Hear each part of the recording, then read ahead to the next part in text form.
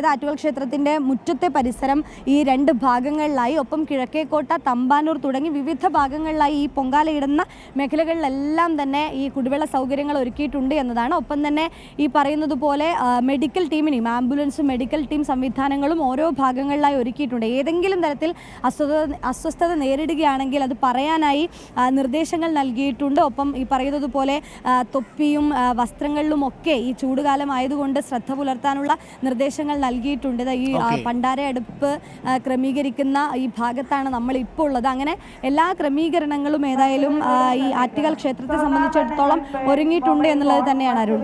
Okay, thank you Sunisha. നമുക്ക് മറ്റൊരു പ്രധാനപ്പെട്ട വാർത്തയിലേക്ക് കൂടി ഒന്ന് പോകണം. അപ്പോൾ ആറ്റുകാൽ പരിസരം ഒരുങ്ങിക്കഴിഞ്ഞു. ഇനി ഭക്തജനങ്ങളെ കാത്തിരിക്കുകയാണ് ആറ്റുകാൽ. 2 ദിവസമേ ഉള്ളൂ. 6ാം ദിനമാണ് ഇന്ന് ആറ്റുകാൽ പൊങ്കാലയുമായി ബന്ധപ്പെട്ട ഉത്സവത്തിൻ്റെ. അപ്പോൾ പ്രിയപ്പെട്ട പ്രേക്ഷകർ, ആറ്റുകാൽ പൊങ്കാലയിടാൻ പോകുന്ന ഭക്തജനങ്ങളുടെ പ്രത്യേക ശ്രദ്ധയ്ക്ക് നല്ല ചൂടുള്ള സ്ഥലമാണ്. പാർക്കിങ്ങിനുള്ള ക്രമീകരണങ്ങളൊക്കെ ഇവിടെ ഏർപ്പെടുത്തിയിട്ടുണ്ട്. ചൂടുവെള്ളമൊക്കെ അവിടെ കിട്ടും.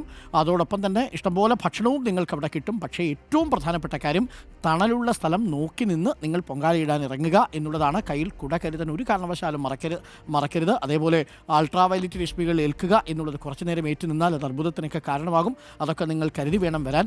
എന്തായാലും ചൂട് കൂടും എന്നാണ് നമുക്കിപ്പോൾ ഇതുവരെ ലഭ്യമായിരിക്കുന്ന റിപ്പോർട്ട്.